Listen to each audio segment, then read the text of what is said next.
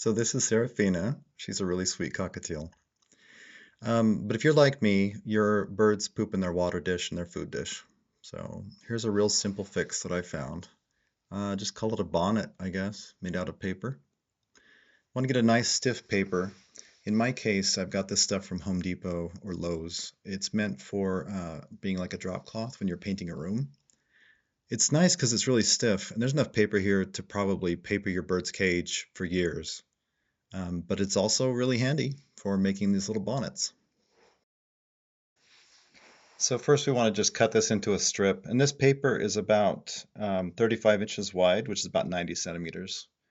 And we don't need a piece nearly that long. We're looking for a piece that's about 8 or 9 inches wide by about 14 to 18 inches long, or in centimeters that's 24 centimeters wide by 35 to 45 centimeters long. So this is about a 9-inch wide strip that I'm cutting, and it's twice as long as I need. So now we're going to cut it. This long piece will make 2 bonnets. So first let's just kind of find the middle and cut it into 2 pieces.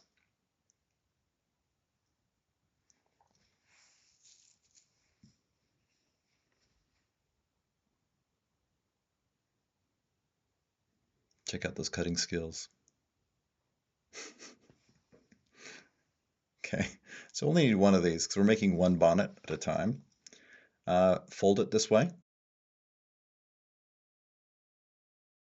Now the folded piece we're not going to cut. See where my thumbs are creasing? We're going to leave that alone. That's done. Let's cut about 1 inch or 2.5 centimeters on each end. And I just use the length of the scissors because it's so quick. Those are going to go through the bars later. That's why we need those 2 end pieces. The rest of it, the middle part, you're just going to cut into some smaller parts. Does not need to be even, does not need to be perfect. Just chop it up. Okay, now we're done with the scissors. To make things easier later, we're now going to fold all of those loose bits at once. So just sort of fold it like this. It just makes the installation later a lot easier. Okay, now we need to fold each end. And these are these folds make it really easy to install. And you see the loose part on the end there is what's going to actually go through the cage. This part is just going to be pushed out of the way by the wall of the cage. All these loose guys in the middle. And those end parts are what go through the bars.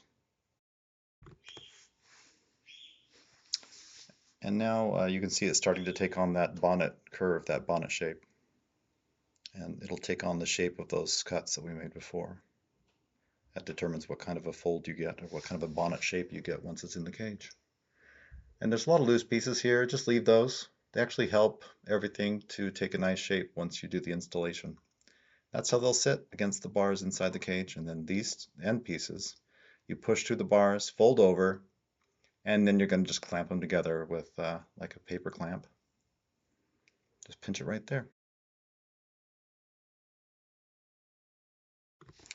Now I'm going to show you the installation. And see, this needs to be able to slide up and down so you can replace the water every day. So it's important that we install this in such a way that it moves easily. And it should. Is Pearl. Pearl wanted a drink. So we'll pause for Pearl. Hey, Pearl. Okay, now for the installation. This part goes through the bars. This part goes against the cage. So stick it in there. You kind of have to wiggle it around to make it fit. Push those 2 through the bars and hold on to them with one hand. Grab the other 2 on the other side and push them through the bars. And exactly which bars it goes through doesn't really matter, but notice that crossbar is going to keep it from sliding down too far and covering the water. You don't want to cover their water or their food, of course.